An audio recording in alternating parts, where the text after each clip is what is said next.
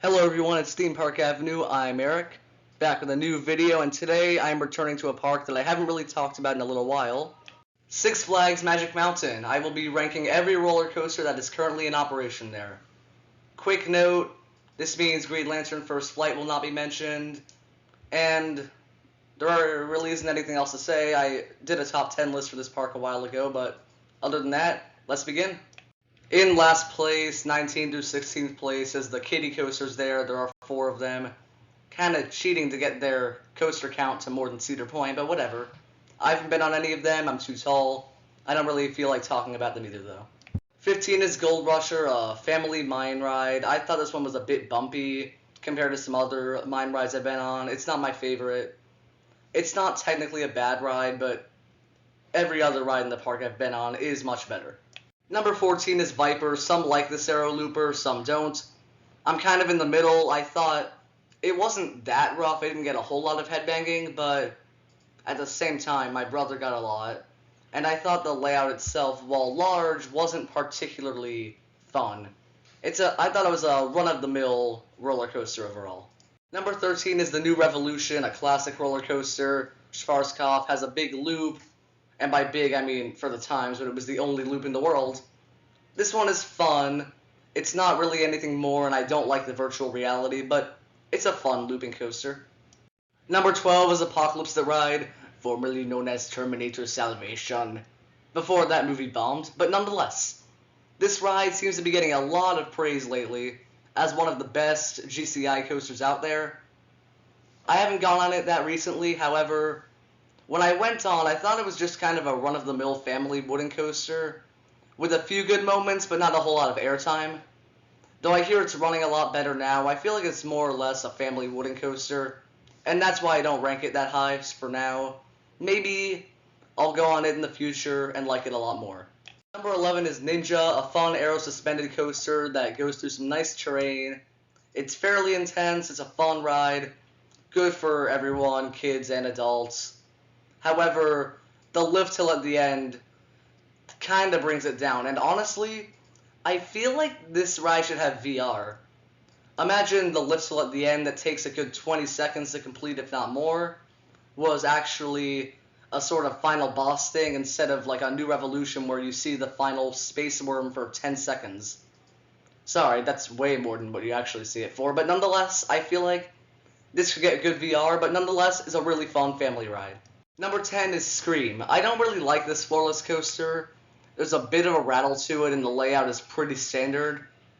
Granted, the color scheme is pretty cool and the ride has some good inversions, but for now, I think it's one of the lesser B&M coasters, but still enough to make Magic Mountain's top 10. Number 9 is Superman Escape from Krypton. I talked about this in my overrated coasters list because I feel like this one, when I went on it the first time, was really fun. 100-mile-per-hour backward launch, 415 feet tall. However, only the structure is that tall. It actually only goes up around 330 feet. And the launch is actually a bit bumpy now. So it's a cool launch still and still a really fun ride. But you're on and you're off. So I'm not going to give it a really high rating. Number 8 is Goliath. This one really does have its moments. It's very intense at many times and has a little bit of airtime at like 1 or 2 points. Granted, the pacing's a bit off, but even if it's one of the worst hypers out there, it is still a hyper. And hyper coasters are always at least good. Now number 7 is Riddlers Revenge. It got like a repaint and retrack or something pretty recently, though it was closed when I went last time, so I don't have a very fresh take on this one, but when I went on back in, I believe, 2014, it was a really awesome ride. It's the best stand-up coaster by far, no question. The inversions are great, the pacing is great, it's perfectly smooth, and I had the experience of my restraint being too tall when I went on, so I was kind of more like on an inverted coaster, floorless, my legs were dangling, but nonetheless, I like it a lot.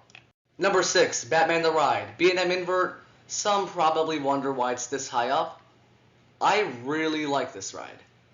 It's probably the best Batman the Ride. I had a really intense ride on Great Adventure too, but this one, it's an inverts by B&M, so of course it's good, but while not the best invert out there, it is a really solid ride.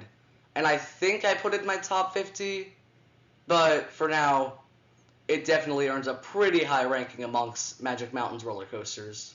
Number 5 is Full Throttle, the launch coaster known for the hang time in the first loop.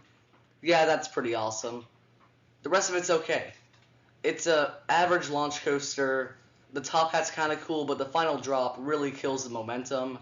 The backwards launch seems kind of unnecessary, and overall, it's a pretty good ride, but really just for that first loop. Number 4, the new West Coast Racers, definitely earns a spot above Full Throttle for being an all-around really good ride, but still not quite as good as my top 3. There isn't a whole lot to say about this one. It's really good all around, but there's nothing quite as great as Full Throttle's loop. Number 3, X2. Most people would probably put this 2 or 1, but for me, I had a few issues with this one. I never had a rough ride. I think it's perfectly smooth, has some really cool elements and some really insane moments, but I also have some issues with a few moments really being slow and not that intense. And I've never had the flames run when I was on the ride because of wind, I think.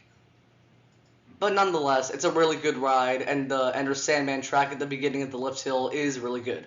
Number 2 is Tatsu, my first B&M flying coaster. I've been on Manta now at SeaWorld, and this one is better. That pretzel loop is absolutely awesome. The terrain really adds to this one, as it really does feel like you're flying a lot more than Manta does. It's really intense.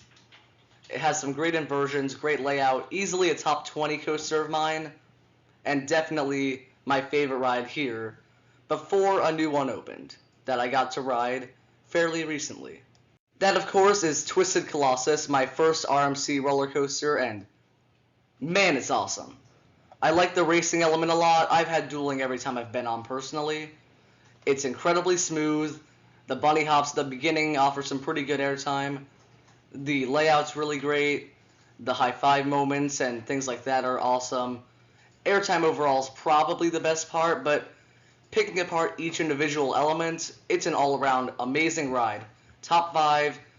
I don't really like the second lift hill because it means you do sort of have to wait, and it really is 2 rides, but nonetheless, easily the best ride at Six Flags Magic Mountain. Thank you for watching. I hope you enjoyed this video.